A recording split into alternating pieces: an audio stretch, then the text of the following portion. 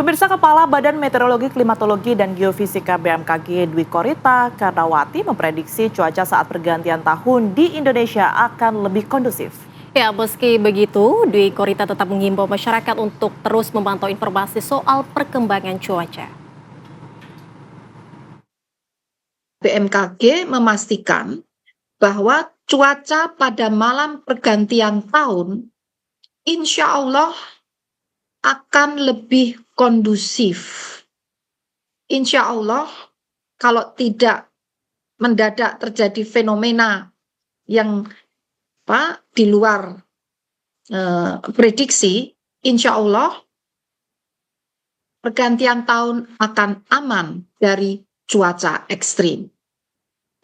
Kondisi ini diperkirakan berlangsung hingga minggu pertama Januari 2025.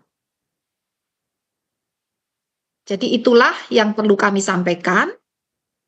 Namun demikian, sekali lagi, cuaca saat ini semakin kompleks dan semakin tidak pasti, terutama sebagai salah satu dampak dari perubahan iklim, tidak hanya di Indonesia, di berbagai belahan dunia juga mengalami kompleksitas dan ketidakpastian.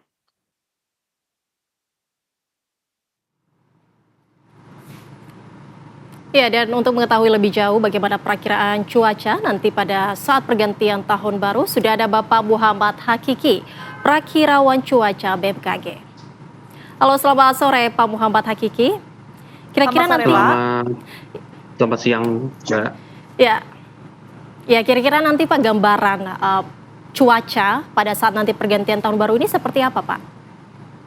Ya, untuk cuaca di malam tahun baru di tanggal 31 di wilayah Indonesia memang cukup beragam ya, Mbak ya.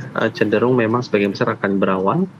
Hujan ringan pun berpotensi terjadi di berbagai wilayah, memang patut diwaspadai seperti daerah Banten, kemudian wilayah Jakarta, Jawa Barat, Jawa Tengah, kemudian Jawa Timur, Yogyakarta, hanya hujan cenderung kebanyakan hanya hujan ringan hingga sedang. Tetapi memang beberapa wilayah memang masih ada potensi cuaca yang sedang hingga lebat, dan memang perlu jadi perhatian seperti daerah Jawa Tengah, Yogyakarta, Jawa Timur pada saat malam tahun baru. Iya. Baik, ada kekhawatiran masyarakat Pak Hakiki, ada curah hujan yang tinggi seperti di tahun 2020. Akankah itu ada potensi terjadi lagi di tahun 2025 nanti ini atau seperti apa? Untuk berdasarkan memang instruksi dari press release kemarin dilakukan oleh BKB, memang di saat di pergantian tahun memang terjadi penurunan hujan akibat mungkin ada beberapa faktor yang seperti monsun Asia disertai dengan seruakan terhalangi masuk wilayah Indonesia, tapi terjadi pergeseran di kemungkinan kami perkirakan di antara minggu ketiga itu akan naik lagi di akhir Januari nanti. Tapi memang secara analis kami menganalisikan dari berdasarkan model perakiraan memang untuk di akhir pergantian tahun ini dan awal tahun nanti di sekitar 1 Januari memang ada hujan, tapi tidak sebesar di tahun 2020. Ya, Pak Hakiki, kalau untuk Jakarta sendiri ini gimana nih Pak? Kalau kita lihat sekarang nih, ini cuacanya agak berubah-berubah, kadang juga hujan, kadang nanti tiba-tiba mendung, kering juga iya. Kira-kira nanti kalau malam pergantian tahun baru seperti apa Pak untuk wilayah Jakarta? Ya, untuk Jakarta memang kami sudah sangat concern dari beberapa minggu bahkan 1 bulan lalu. Memang kami melihat potensi Jakarta memang cukup fluktuatif berdasarkan model perakiraan, tetapi memang kami menganalisa bahwa nanti di malam tahun baru potensi cenderung akan berawan dan ada hujan ringan hingga sedang walaupun cenderung di dini hari hingga pagi hari. Itu yang perlu diwaspadai oleh masyarakat. Akan berpengaruh tidak Pak, atau nanti akan dilakukan semacam modifikasi cuaca? Perlukah sudah dilakukan modifikasi cuaca semacam ini? Ya, modifikasi cuaca untuk wilayah Jakarta telah dilakukan, yang kami bekerja sama dengan BPBD, terutama Jakarta sudah melakukan modifikasi cuaca untuk mengurangi potensi cuaca ekstrim, terutama salah satunya pada saat malam tahun baru nanti. Dan mudah-mudahan dengan modifikasi cuaca pengaruh tersebut bisa diminimalisir pengaruh dampak cuaca ekstrimnya. Pak Hakiki, tidak hanya hujan begitu ya yang kemudian ini perlu diantisipasi juga, tetapi aktivitas penerbangan ini juga nampaknya perlu menjadi sorotan juga. Nah, nantinya kan seperti apa Pak? Mengingat banyak juga ya dari warga ini yang akan menggunakan pesawat, transportasi udara untuk menikmati malam tahun baru antar kota.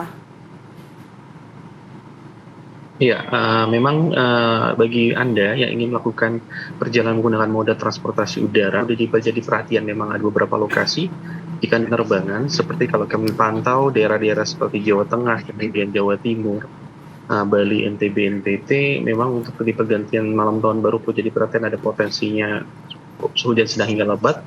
Kemudian juga beberapa wilayah ke arah timur, seperti wilayah-wilayah Maluku Utara, kemudian Sulawesi Utara, mungkin akan jadi perhatian dan potensi angin kencangnya, dan juga daerah-daerah lain seperti Aceh, Sumatera Utara perlu jadi perhatian kalau kalian pantau potensinya masih cukup terjadi hujan sedang hingga lebat ya.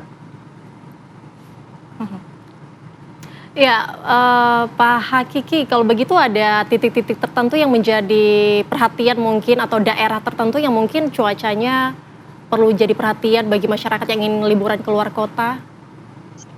Ya, ada beberapa daerah yang perlu jadi perhatian jika Anda ingin berpergian keluar kota.